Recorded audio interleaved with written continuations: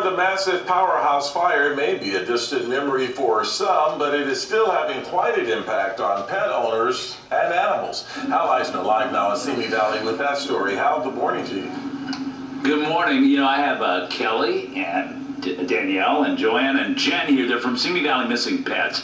About 2 o'clock this morning, they finished a rescue to save this dog right here. I'm going to have them tell you about this, but this is a case where you have a fire like the powerhouse fire and dogs get displaced. And they're found sometimes a long way from wherever their home is. If you know this dog, they don't know who the owner is. Take a good look at this face. And while we look at video that they shot during this rescue, first them looking for the microchip, which there is none.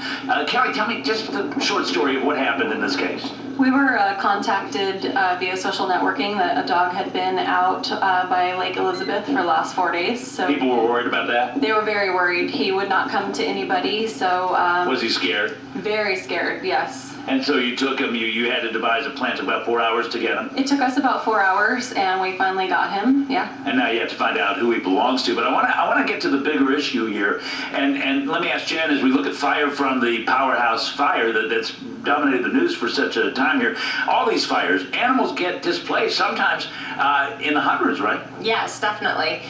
You know, they get displaced, and you know, they end up, you know, not just in shelters, but they end up at vets' offices, at rescues. Sometimes they're put to sleep because they're just kept at a rescue for too long. Not a rescue, at a shelter. At shelters, that, you know, if they're there, usually at least 5 days. But you know, other animals get put to sleep because of the fact that they have to be held there. So that you just have to, you know, check vets' offices, the local vets, local rescues, Facebook, you know, everything you can to get them right away. Simi Valley Missing Pets, a very unique group because they're kind of like an urban search and rescue. They actually go out and effect rescues, and that's what they did here with Power. I got to tell you, this is a very mellow dog for a dog that's gotten lost, but if you recognize Power, they found Power out in the Lake Elizabeth area. You remember the fire went from Lake Hughes to Lake Elizabeth? So the dog may have been pushed by the heat all the way into that direction, right? So if you recognize Power, Simi Valley Missing Pets is on Facebook, and you can find them there, and we're going to hang out with this pup.